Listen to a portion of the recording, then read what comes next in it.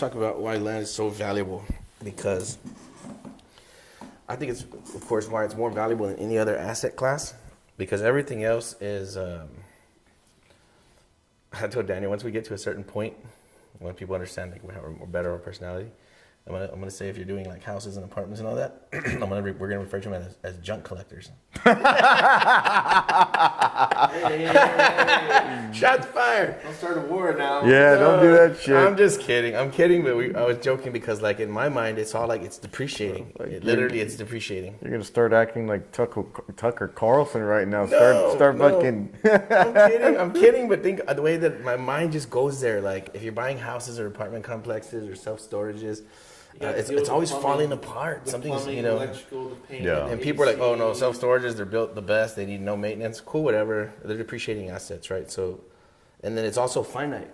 So if you buy like 100,000 square feet, you're like a big winner, right? But 100,000 square feet of land is a very small deal. Yeah. Right? So it just, there's so much more upside out there if you think about it, right? There's a fixed amount of rooftops for apartments and self-storage in any major metroplex. But then just hit the land and just go in any direction, and it's infinite. It's like 100,000 square foot building next to another one, to another one, to another one, all the way into infinity in all directions.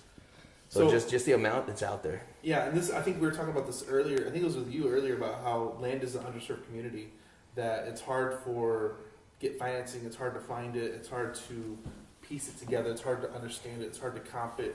There's so many like facets of the land game that it makes it hard to acquire. And you were talking about the banks underwriting it. They can't understand how to underwrite it because it doesn't make sense. Yeah, they don't have enough data. And the thing is, I think the industry in of itself doesn't have the right push for that data to come up. And not only that, but because lenders as a whole don't want to participate to the same capacity as residential and commercial, then investors themselves, they don't want to be part of it either. Yeah. So land becomes a commodity that only very few, like yourselves, can tap into it, knowing how to properly do it. Yeah. And not anybody can tap into it. So it's a very interesting game, and we're here to play. We're here to play. Me and Anthony talk about this all the time, as being the biggest blue ocean out there in real estate in general, because It's a big ocean. It's so many like different variables of value add. Years ago, I think when I sent you a video about how Phoenix expanded into the desert, essentially, because Phoenix is a desert, how it was just nothing, barren land, and now it's Scottsdale, and there's ever improving involvement of that land as it increases and population grows and skyscrapers. I saw that time lapse, how like they make the 10-acre tracts and they get smaller and smaller. They get smaller and smaller, and then you get density. And even here in Houston, we're going to record another video about how even then it transitions over time. The land transitions from regular housing, 100-year-old housing because it's an older city, to now you got three-level condo houses, which we'll cover that in a second. But the transgression of time, it elapses and creates anything over time and distance. As long as the people are there, the jobs are there, and people have an imagination to create whatever, and the counties allow it to build whatever you want, whatever makes sense. That's when growth happens. And I think the land investors are the phase one of growth. Yeah. Literally.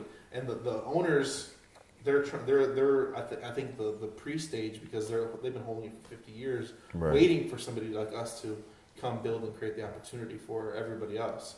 So there's like the different stages of growth and involvement in any given city, and it happens everywhere. Yeah. And it all starts with land. Yeah, it's just so interesting how well, first, the way that you put it is, you start with, somebody that inherited property. Yep. To some degree. Most of it comes from that. Yep. Right? They're, settlers from back in the 1800s, and even beyond that point, you have a piece of land, 100 acres, 1,000 acres plus, and there's nothing except grass and trees. Nothing. And then you fast forward to the last descendant of, that family that now has a smaller piece of that, and come to a point where like, so now what do I do with this? They're 60, 70, 80 years old, about to, in their retirement age. What now? Well, guess what? people like us step into the plate and we take over from there and repurpose that beautiful piece of property to make it a landscape for any creator to kind of put their thoughts together, their resources together, and build something beautiful out of it. Can you cover that story? Because I think you mentioned it off camera, but the story of the street being named in Austin, and that's the last living heir of that street owner name. Yes. Can you kind of cover that? Yeah, It's yeah. an interesting story. What street was it? So it's called D. Gabriel Collins Okay. Road. And the story, and I may be a little off with this, but the story is that D. Gabriel Collins was a African-American investor, land investor, Wow. that acquired hundreds of acres around that area back in the early 1900s. Amazing. And what happened, so he acquired that with, I think, his brother at the time. And the brother decided to liquidate some of his real estate, but D. Gabriel decided to keep a lot of his. And throughout history, he decided to part ways with some of it with his family. Well, family, some of them, or most of it, they decided to sell it, cash out, and do something else. And there's very few that are remaining. And the ones that we have right now under contract, I think it's the last. There's actually one more besides that one, but we got the two out of the last three. Remainder lots on that street. On that street from the last lineage of that person throughout the past 100 plus years. That's amazing. That's so cool, dude. What a cool story. What a great piece of property, too. Yeah.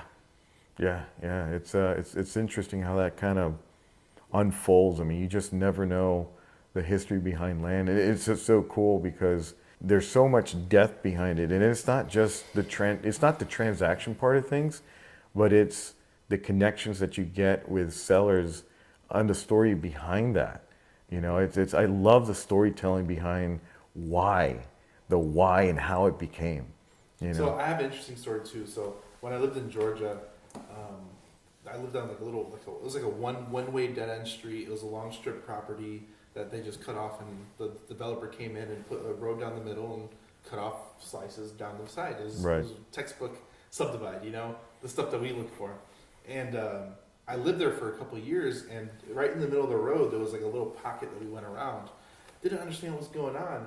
And I remember the neighbor told us, like, there's a cemetery right there, right? I was like, no way. And I already lived there for over 2 years. And I've been driving by this property twice a day. Cemetery right in the middle strip. And those the historic landowners of that property that they buried them there, and they couldn't move the bodies or remove the gravesite, so they just built the road around it. Right. And we drove by it every day for years. And those were the historical landowners of that property from years ago. And I remember looking up the previous landowners after I got into land. I was curious about it, and they're the previous landowners that were literally buried right there. You couldn't tell the names on the gravestones because it was probably over 100 years old, and the last living descendant passed it on and sold it, and somebody subdivided it and built around it. Whoa. All right, I got to ask this. Yeah. Being that we're in real estate land, everything, Yeah. have you had any weird supernatural incidences happen? Just that one time that dog covered its face. No, I have never seen nothing, man. I've been to some weird properties. One, we got there, and it was like all overgrown, and then there's like this shed, like a weird looking shed behind the house, a big one, like made out of stone or something. And the door said, if I catch you in here, I'll shoot you. Ooh. So we're like, well, turn on the camera. We go in there, start getting video in there and everything. It was kind of creepy, but other than that, like, I've never seen nothing. No? Nah, you? What you got? No, I got. Sound like you seen something? Yeah, I got. You're forgetting the one property. So we did a deal back last year in June. We filmed on it. There was a 1900s hoe leaned up against the tree, left there. That's an old lady. The tree grew up. We're talking about farming equipment here. It looked like an iron barrel of some sort. Yeah. Some kind of cart. It was some type of cart, like hoe to till the ground. And it was leaned up against a tree. It was you could tell it was old equipment, but the tree had grown around it. And it was so awesome, dude. It was the coolest thing you ever seen. Really? The tree had grown around it, and it was just leaned up against a tree, and it was just there. And I'm like, this is. It was now part of the tree. There's no way to remove it anymore. It was so badass. Yeah. It was wow. literally part of the tree now. And it was one of those things like one day the farmer stopped farming and just leaned up against the tree and never touched it again. And 100 years passed, and now the tree's around the whole farm equipment. It looks cool, dude. Wow. So I'll have to find that picture and put it into the. I was telling Daniel, I was like, you know what? I would rather own that tree with that thing stuck in it than like one of these buildings. Wow. I'd rather have that tree on my property. You know, it's an amazing piece of history. And it's one of those things where, like, if you pay attention and drive around these properties, there's a guy on Twitter, he owns a mountain in Tennessee, and he'll find, like, Civil War bunkers, and he'll find, like, Civil War encampments in the middle of the mountains, because that's where they were hiding in the Civil War. So he now owns this land, and he just explores. Literally explores in the land, finding random, like, muskets and stuff from that time period, and caves and little hideouts from that time period. And I think it's such a cool aspect that we get to see on our side that a lot of people don't ever get to see. Like, you buy a 100-year-old home, you have to deal with city regulations about not cutting it down and not tearing it down and rebuilding something new. And like with us, we kind of get like the before it was touched type factor, and you really get to experience a lot of like cool stuff that a lot of people will never even know about, because nobody talks about the stuff but us, because we the ones see it firsthand whenever we get the opportunity to go drive some ranches and stuff like that. That's crazy. I think that's part of something that I'm really, really enjoying about this business too. Yeah, just going to the different properties and seeing what's there. This last 240 acres we picked up has these massive oak trees, dude. And I'm walking that ranch with my family, and I'm looking at these trees, and it looks like something that they would put on a movie, like if it was like a fairy tale movie, right? Mm-hmm. And it's like in some enchanted forest, just these big, amazing oak trees with spiraling branches. I was like, wow, that thing has to be 1,000 years old. You know, so it's cool to just have like a bunch of those on the property. Like, man, this is an amazing piece of art here. Yeah. So like anybody would be proud to build a house there or have some acreage there. So like, man, this is just a cool business because you get to see some nice things. I'd seen a property, it was in Jacksonville over by Tyler. It was like 120 acres. And I forgot what they wanted, like 150 or something. And I'm like, man, 150 doesn't sound right. It's out in the middle of nowhere. I got there, bro. Beautiful red dirt, these freaking amazing trees on property, like tons of them. Like I was like, who in the heck would sell this for 150,000? Yeah. Just when I got there, I was like, man, this thing is beautiful. So it's just cool to go out there and see the properties. I think the biggest thing about that too is like all these properties have been passed down for years. There's a history behind that that's long gone. Right. But you can still find remnants of it somewhere on the property. I love that part of it, especially like old farmhouses or ranches where you have out in a bunker or whatever, they have either a shed, like a big shed or something where they put their tractors in there. And, you know, when they're been abandoned for decades and decades and decades, sometimes over 100 years, you go in there, you open it up, and everything's just caked full of dust. But you see, I guess the hoe that you were talking about, the shovel, and you see all kinds of other stuff that was there, you know, maybe even tractor machinery or whatever may be the case. Have you gone into the shop over there from the one we bought? Yeah, I took a video of it. It's so cool. Like everything's just so, like, as it was. Yeah, and I love that, man. It's just like, I'm afraid to just move anything because it just looks so cool. I know. Like, dang, once I clean it up, it's going to look a little different, but at least it'll still have the feeling. But right now, it's like, it's a snapshot in time. Exactly, a snapshot in time. That's pretty cool. My grandpa had the same thing. I think I told you guys. So my grandpa had like 1,000 or 1,200 acres in Mexico, on the border, and you know we all used to go out there for Easter and all the other holidays and go hang out. And I used to just get lost. And I love to get lost, man. That's the first thing that would happen to me. They would just open up the truck door, and I'd just leave. I just kept walking because what it was is the topography and the way that the land was laid out was very fairy tale like, very sort of like a bookstore. You go in and I felt like I was like the Hobbit, like just literally going through different pathways, and the pathways were all created by coyotes and goats and cows and everything in between.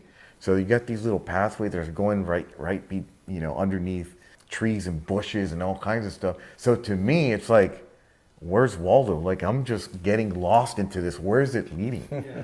And every time I'd go, I'd get lost for like literally 30 minutes or an hour, and everybody'd be freaking out. But I would know where to turn around. And every time I'd get lost, I would always find myself to see the skeleton remainings of animals. And they would be kind of half buried in the ground. And I would be thinking to myself, almost like a paleontologist, like from Jurassic Park. I'm like looking at the bones as a kid and like, what is this? Cow head, horns, and all this. So I was like infatuated with like the whole farm and ranch lifestyle as a kid. And I did that for years. It was like one of my best times of my life. Now coming full circle. Yeah. Dude, I've never spent any time on a ranch, so I didn't have similar experiences growing up. It's like our family didn't have it, their family didn't have it, none of our friends had it. Everybody we knew was poor. We didn't have no land. Not even somebody like, oh, my friends, we go hunting. Like, we never been hunting. You can't hunt when you live in an apartment, right? Yeah. But their dads know somebody that has a ranch and all that. And we never did, so I never really cared to have one. Yeah. And especially I wasn't going to spend money to go have the ranch life. Right? Because like, no, man, like I got other things going. I'm not that into it. But now that we're getting them and they're paying us to pick them up, like, dang, now we're getting used to it. We already barbecued out there a bunch of times. We're out there putting up target shooting, clearing trees. We're just, like I said, just now we're enjoying it. Yeah. 4-wheeler, freaking everything. Like, oh, damn, okay, this is actually kind of fun. So people are like, hey, out the ranch. People are just showing up. We're just cooking out. Like, oh, dang, all right. It's fun stuff. Yeah, it's cool. And so I wasn't interested in it enough to spend money on it. Yeah. But now that it's paying us, like if you're gonna pay me to make me have this experience, that was a good feeling, man. It dawned on me like I was just having such a good time. The kids are on the freaking 4x4 thing, and I'm just like, wow, oh damn, they paid me to do this, and people pay really, really good money to have the same experience. Right. So I feel blessed just to be in this business. Like, whoa, like this is tremendous. This is like life changing, like life altering. To see my little great niece just running back and forth, just having fun, screaming at the top of her lungs, and she was like, I want to go back to your house at the ranch. It's a different lifestyle. Like, dang, we've never had this experience before, man. It's a blessing. Yeah. So all we need to do is just buck some goats, man. We're good to go. You ever done that? Mm-mm. You get on a little goat and just try to saddle us a little bit. So apparently, Drake. Hey guys, we're talking about raising capital today. Raising capital is we didn't know how important it was early on. But now knowing what we know, 5 and some change years later, it's become the most important thing that we focus on. I think if you make raising capital the primary part of your business and nothing else, everything else falls into place. But we're going to talk today about the caveats and some things that would make it challenging to raise a lot of capital, maybe even unethical to raise a significant amount of capital in some cases. So we're going to do a deep dive on that today. Should be a fun conversation. Absolutely. So first of all, you got to have, in order to raise capital, where do you get it first? Family and friends, right? The reason why you get it from family and friends is because they know, like, and trust you. I think is the first caveat. That's a good point, actually. I never actually just thought about it that way. Yeah, the people that already know you and trust you are cool putting some cash into your business because they know where you're headed. Absolutely. So I think that's the first place to get it.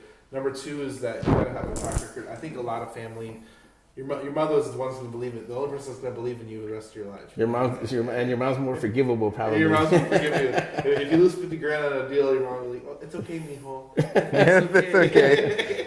All right. But so it's kind of a lot harder to do that with anybody else, and not that we lose money, but I think if you're just starting out, you could lose money. I think. Surveys, engineering. There's a lot of upfront costs, earnest money. You can lose money pretty quick in this business. Absolutely. So I think you have to get it from people you know, like, and trust, people who are friends and family. But I think once you get out of that, you have to get to a point where you're doing good business. And I think it takes a deal of going through a deal like you did, going through those hard issues and figuring it out, trying to figure it out by yourself. And I think we did that for a couple of years where we tried to position our lenders into a good position because we wanted a long-term relationship, where now we can have a new lender come in and like, hey, talk to our old lender. They've been working with us for 2 years now. Yeah, we just got one of those, a follow-up. So somebody gave us a referral. She did a deal with us, and then that person gave us a referral with somebody else, and now he's ready for his next deal. So I think having a high volume of deals is important, right? Having integrity, making sure that you do get your investors back their money. Absolutely. In a timely manner and with some upside, hopefully, right? Yes. They say there's not in real estate, like said, don't concentrate on your ROI. Concentrate on the return of the investment. Yeah. Like at least if you don't lose your money, you did pretty good. Yeah, absolutely. Right. So I think having integrity, doing good deals, making your investors tons of money, of course, speed and transparency. Keep it in contact with your investors, letting them know how the deal's going and if there's hangups, why. kind of some of that stuff, especially if it's their first time working with you, because they're like, I don't know if this guy's a scammer or what. Yeah, he's like, if he sees you in a Lambo, he's looking at you sideways. Wait a minute, I just invested $1.2 million with you guys, and you pull up in a new Porsche. Like, I don't like this. One bit. What happened to the big truck with the big tires? So one thing I really want to tell you is that these relationships are priceless. So a lot of people in the investment space, they go through a hard money lender and they got a 10 document with a $2,500 fee to even have them look at your documents, Right. and all this stuff with a hard money lender. But when you get a good private money lender, you do good business with. What do you get? They wire you the funds without even being on title. It's literally a no doc lender. Like, I've never heard of that before. They just making that up. But it's send the funds, or just call me when it closes. Have a nice day. a Like, no doc lender. They're not on title. There's no lien. There's no deed of trust. No nothing like that. All right, thank you. Isn't that crazy? Yeah. Oh, that's insane. Even like, Jesse's the first time I heard that one. He's like, That's what? insane. Wow. Pretty cool, man. And it seems like this is another little tip and trick right here. If there was a little hack for raising capital, the more money that the investor has and the bigger you ask them for, it's a lot easier. Yeah. So like if you say, hey, can I get 5 M's or 2 M's? It's like, what do you got? You got to do it. But if you ask somebody like, hey, can I get 10 grand? Like, oh, dude, man. I got to talk to my wife. I got to talk to 2 bankers and the guy from FedEx. CPA. Yeah. 2 chickens at home. I got to write the letter to the IRS. They got 6 weeks to respond. For 10 grand. Like, dude, let's just, you keep the 10,000. Don't help me. Yeah. But when it's an M, somebody's like, let's do it. Like, oh, dang, okay. So they're quicker to make decisions. They're more trusting, right? They're smarter because they're going to analyze your deal harder. Yep. Right. But once they see that it's a good, solid deal, then the money comes quick. So we had a lunch with one of our mentors yesterday, and he was telling me how he had it was a 10-minute conversation to raise $4 million, and he's like, yeah, I'm in for $4 million. Let me know the wire instructions. And hangs up.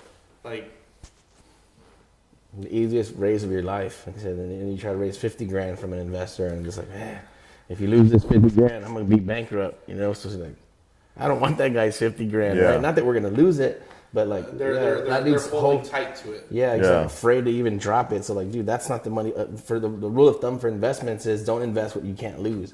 Yep. Right. So I would say treat it almost like gambling. If you can wager 50,000, and if you lose it and nothing happens to you, then that's when it's time to invest, and you'll be okay. But you don't want to like put your last $10,000 into a deal because you never know what's going to happen. So in that case, if that is your last dollar, you partner with a guy like Jesse who has money, Daniel, somebody that can get the resources and help you close the deal, and that's the way to do it instead of risking your own capital at that stage. So, but once you move above there, one thing I'll say to this too is that vet your lenders.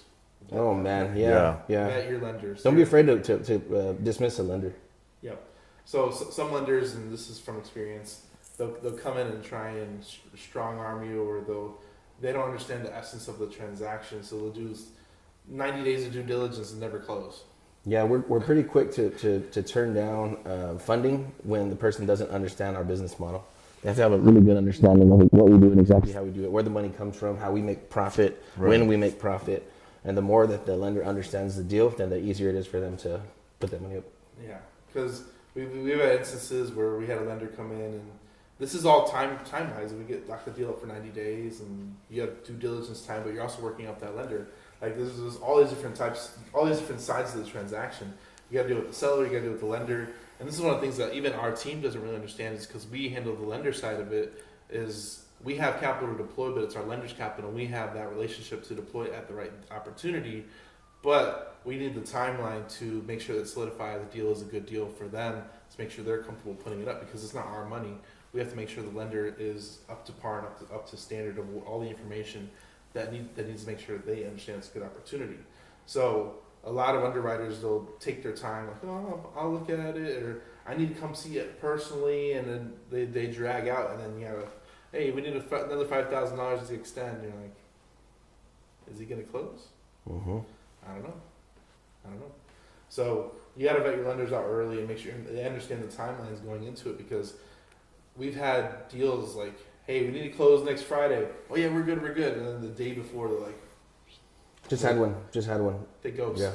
They go ghost. Yep. And it's that blows up the whole deal. No, well, we still bought it. It can for most people. Yeah, like we're gonna perform no matter what. But having multiple lenders on staff, Yep. On hand, having a lot of great relationships instead of just depending on one person. Yep. So in that reason, like I said, it's kind of a last minute thing. Hey, Right. we need 90 bands. It's on the way.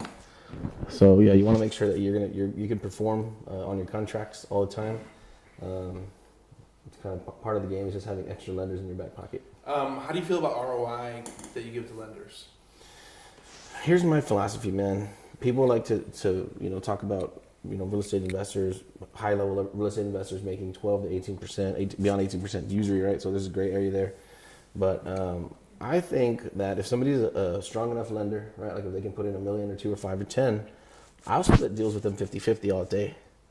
And people are like, what? Like y'all are paying too much for lenders. Well, like, you don't have the right to tell me that I'm paying too much for money because you're not lending it to me.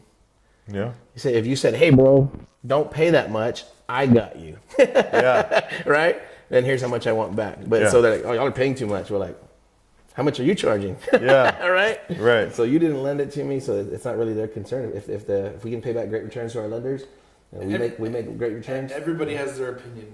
Yeah. Everybody has their opinion, but it's not their money. Like, was that the end of your sentence? Like, I'm overpaying for money. Like, go ahead.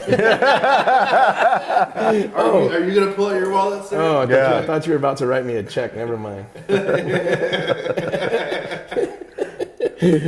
Oh man. That's perspective. It's perspective, and everybody has their opinion on it. And like, me and Anthony always laugh because, man, everybody wants 12% with 3 points underwriting, and me, I'm like, dude, that's cheap money, bro. Can I have it?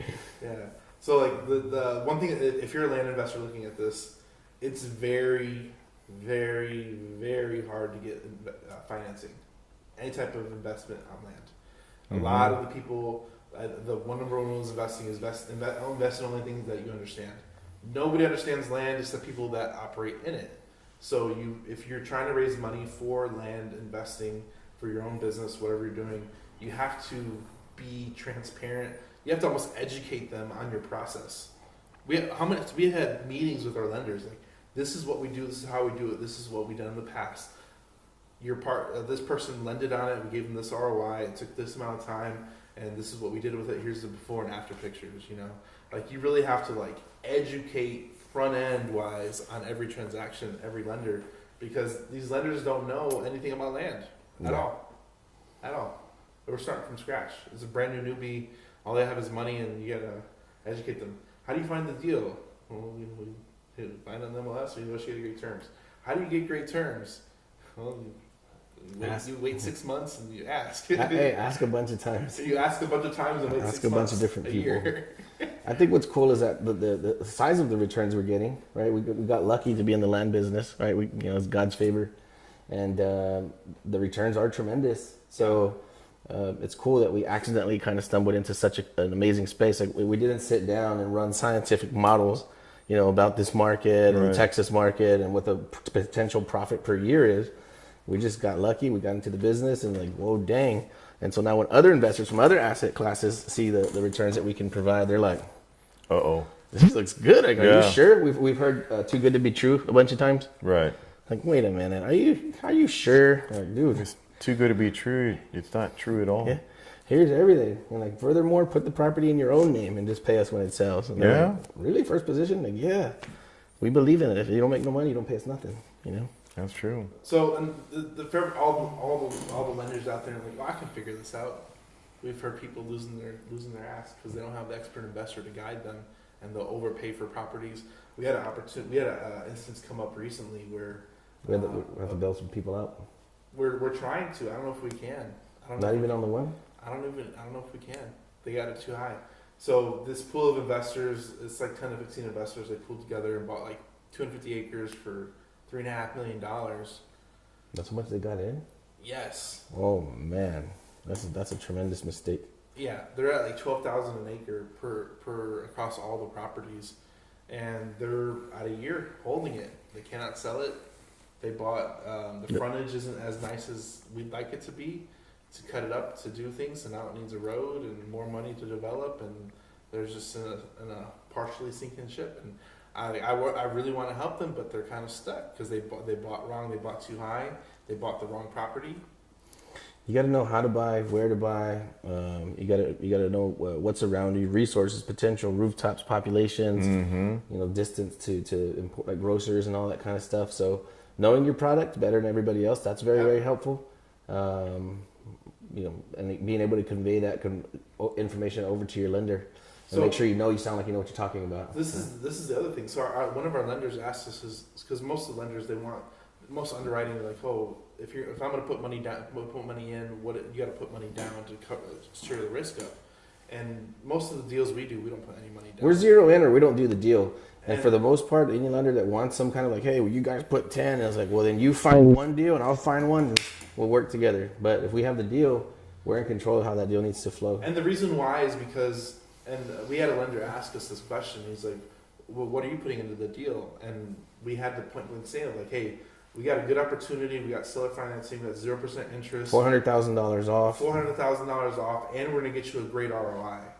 And he was like, okay. Yeah, and that was enough to get that conversation going, because if you're doing a house, what is their security?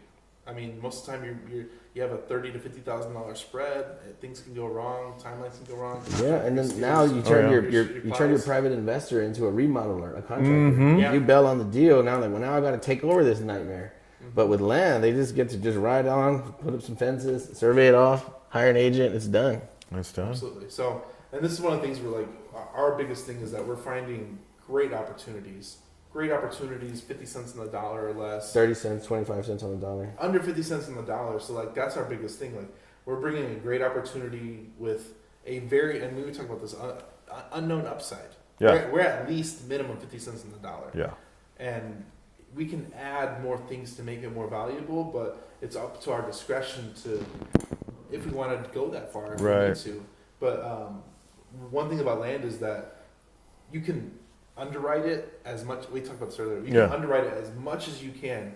There's still going to be a wave of 25%, 20% of it can go variance up or it can go down. Right. Which is why we buy so cheap at 50 cents on the dollar, because if it varies 25%, are you ready to get a haircut? That's where that other buyer is at. They bought it like that 70%, and really they're at that 20% dip, and now they're breaking even or losing.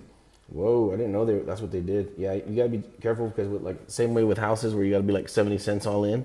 Right. Similarly, land, it would be 70 cents all in after everything, after development, roads, surveys, engineering, flood studies, bringing in dirt. We brought in like 20 truckloads of dirt on that one that we picked up, 3 acres. Yep. And just to take the trash off the property is like $15,000. Wow. So they're pretty big undertakings, and if you don't know what you're getting into, then you can be in big trouble. So if you buy deep, keep looking. Right? There's a lot of good opportunities out there, but I think with all these things that investors do, I always make sure to have 2 other people on standby besides everything else that you guys mentioned. Is a good escrow officer. Okay, absolutely. Right, that and a really good real estate attorney. Absolutely. Make sure that. Do you have somebody you like? I have a couple of people. Yeah. I need a referral today, actually. Okay. Thank you. No, your legal team is crazy. Yeah. I think it's the most important part of your business. Those 1 month we spent like $20,000 on attorneys at once, and we're like, hey, most people don't even make this in a month, and we're writing a check to 3 different attorneys. Oh my God. Yeah, I gotta tell this story. Let's do it. I gotta tell this story. So, Anthony, I don't know if you remember this, but the way I met you was a while back, several months ago. I had this deal that I was trying to unload, and it was in Red Rock, Texas. And it was a 9-acre piece of property. So I had it under contract. We were trying to unload it. And I remember Anthony pinged me and said, hey, what's going on with this? So we had a conversation back and forth, and from there we kept talking on some other stuff. But that deal, and this is why I said you better make sure that you have a good escrow officer. So that deal turned out that I was dealing where I thought I was dealing with a seller, I was actually dealing with somebody that was a squatter. Dang. And the squatter somehow legally got the deed. He did. There was a quick claim deed that was forged by the squatter. Wow. I don't know how he did it, but it passed. It passed through title and it did all that. And then my escrow officer, she's like, you know what? There's something's not right here. And I didn't catch it because everything lined up correctly. We were looking at the lineage as far as, you know, who the owners were, the chain of title, everything. And nothing threw a red flag. And she's like, I don't like this. Give me a day or two. I need to get somebody else involved. So she got 2 other attorneys involved, plus her, to look at this. And she's like, she called me up again. She's like, hey, this person that you're dealing with, the owner, the actual owner's son, I just called him and he doesn't know the seller, which is a squatter. And I'm like, really? It's like, yeah. Give him a call. So I called the original owner's son, which should have been, The deed holder. yes. I called him up. I said, I think his name was David. I said, hey, David, my name is Jesse. I'm actually in contract with this property. Well, awesome. But you're not in contract. Your contract is not with me. I should be the one in contract with you.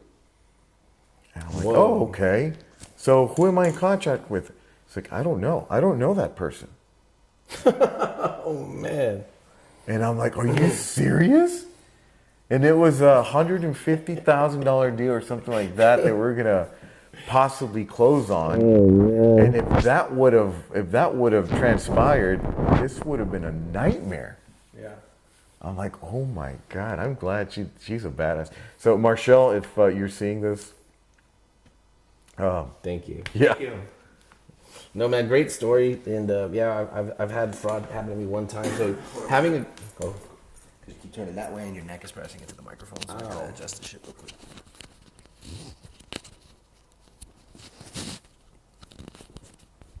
As you were. got him.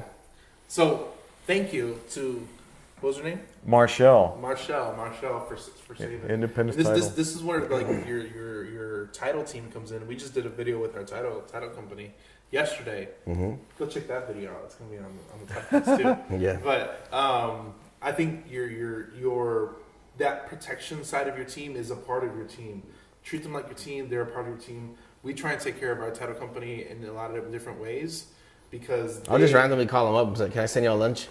Chick-fil-A.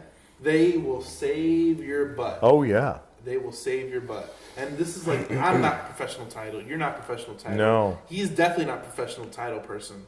Those people are professional title person. They're gonna save your butt a lot of times. So make sure you got good people on your team working those titles. Yes, I think if you're looking to invest into these types of deals, having the right team in place is probably the single most important part of all of this. Yep. Because, like I said, you can have what you think is the best piece of property. You have all the funds ready to go At the right price. But there's a lot of other moving parts, and there's a lot of experts working in concert to get these things done. So no one person, like not even myself, has all of the information. So we consult with other experts. We spent a couple hours at an engineering firm the other day going over a bunch of deals, right? So we're not going to become professional engineers. We're not going to become surveyors. Right. We rely on the people around us and the teams to be able to help us make these deals happen. So when you're looking to invest, you're looking to work with a team that actually knows what they're doing.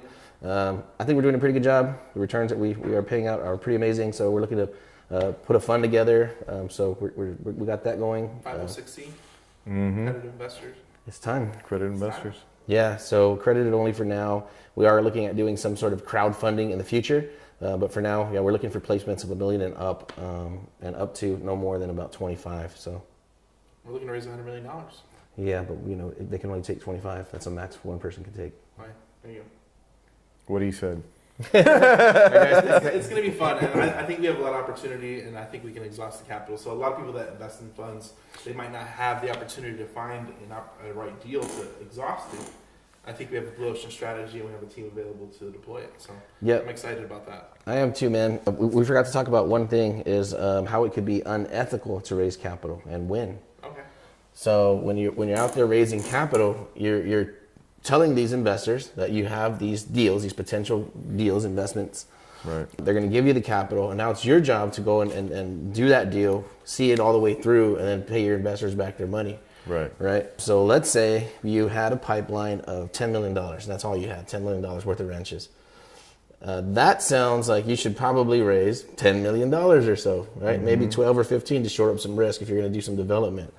But what you don't want to do is have $10 million worth of deals and go out and raise $100 million worth of capital, right? Because now you can get yourself into trouble. If you end up having all that capital in hand, you already have to pay for it, right? Or you never capital call it.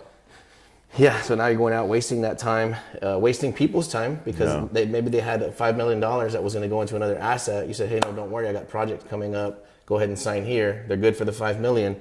And then now you didn't perform because now that deal you said you had is not ready to go. Dude missed the boat on something else he wanted to get into. So I think having a long pipeline like we do, I would say we're well over 100 million now, easy. It's growing faster by the day.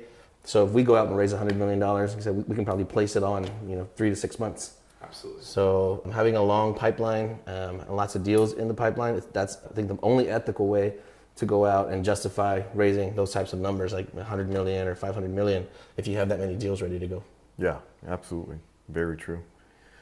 Take care of your lenders. Absolutely. Absolutely. Cool, man. Well, I hope you guys stay safe out there. Have fun. If you see anything that we are working on that you would like to put some cash into, if you are accredited for now only, hit us up. Let us know what we can do. HiveMindFund.com. Thanks, guys. See y'all soon.